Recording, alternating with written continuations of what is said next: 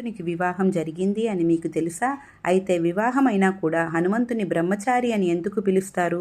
హనుమంతుడు సూర్యభగవానుని తన గురువుగా భావిస్తారు. సూర్యభగవానునికి 9 దివ్య విద్యలు తెలుసు. సూర్యభగవానుడు ఈ 9 విద్యలలో 5 విద్యలను హనుమంతునికి ప్రసాదించారు. కానీ మిగిలిన 4 దివ్య విద్యలను వివాహం చేసుకున్న శిష్యులకు మాత్రమే ఇస్తాను. నువ్వు కూడా వివాహం చేసుకుంటే నీకు కూడా ఇస్తాను అని చెప్పారు. హనుమంతుడు తన గురువైన సూర్యదేవుని ఆజ్ఞను పాటించి పెళ్లికి అంగీకరించారు. వెంటనే సూర్యభగవానుడు తన అందమైన కుమార్తె అగు సువత్సలను హనుమంతునికి ఇచ్చి వివాహం చేస్తారు. సూర్యదేవుని కుమార్తె గొప్ప తపస్వి. వివాహం జరిగినప్పటి నుండి సువత్సల తపస్సులో మునిగిపోయింది.